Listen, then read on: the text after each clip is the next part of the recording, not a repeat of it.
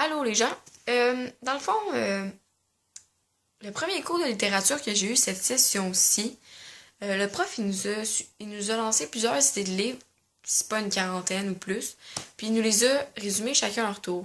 Puis moi, le résumé qui m'a le plus attiré, c'est Un tramway nommé Désir de Tennessee Williams. C'est une pièce de théâtre qui a été publiée à New York en 1947, puis qui a été jouée aussi pour la première fois à New York au Ethel Barrymore.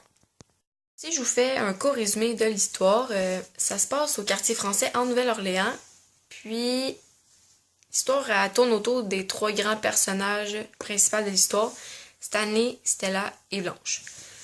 Nouvelle-Orléans parce que Stella, quand elle était jeune, elle a quitté le nid familial parce qu'elle a rencontré Stanley, un jeune Polonais et officier. Ils se sont mariés, sont partis à cette destination qui est la Nouvelle-Orléans, puis il l'a mise enceinte. Au début de l'histoire, on apprend que sa sœur Blanche arrive chez elle à l'improviste, puis ça faisait plusieurs années qu'ils ne s'avaient pas vu. Puis elle raconte qu'elle a perdu la maison où est-ce qu'elles habitaient quand elles étaient toutes jeunes, parce qu'elle avait plus d'argent. Mais Stanley, il la cernait pas, il la croyait pas. Donc il a fait des recherches à son sujet, puis ce qui en est sorti, c'est que Blanche, c'est une pute. Elle logeait, c'est pas vrai ce qu'elle disait, elle vivait dans sa tête, elle logeait dans un hôtel à Sorel, puis elle emmenait des hommes de partout pour coucher avec eux pour se faire de l'argent.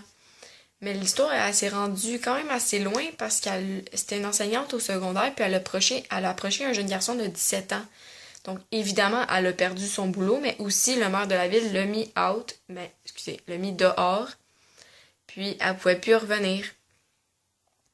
C'est pour ça qu'elle est allée chez sa sœur.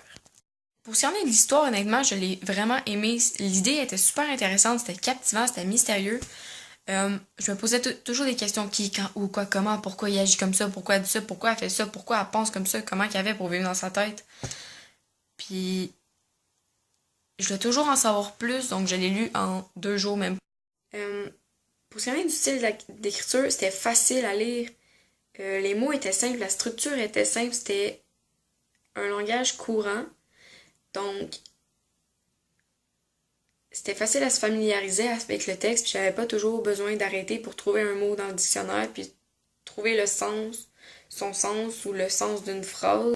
La séquence, non, pas vrai. Le style narratif, ouais. C'est une pièce de théâtre, donc je veux pas, c'est un dialogue tout le long, mais moi, les dialogues, ça vient me chercher parce que tu sais ce que le personnage fait, tu sais ce qu'il pense, tu sais tout ce qu'il dit, donc c'est plus, t'es, en gros, t'es un personnage, t'es dans leur peau. Mais ça l'aide vraiment beaucoup à s'identifier au personnage parce que t'es avec eux, tu fais partie d'eux. Puis, c'est facile de se faire une image, c'est facile de savoir quel genre de personne c'est. T'as pas besoin d'une définition comme il a les cheveux bruns, il est chialeux, il est triste, elle a une jupe, elle a un chandail. Non, c'est pas ça. Je veux dire, juste dans leur façon de parler puis d'agir, tu sais c'est quel genre de personne. Comme par exemple Blanche, tu sais qu'elle est mystérieuse dans sa façon d'agir, elle parle pas beaucoup. Tout ce qu'elle dit, c'est joyeux, la vie est rose. Elle est menteuse parce que ça se passe juste là. Puis elle est hyper superficielle.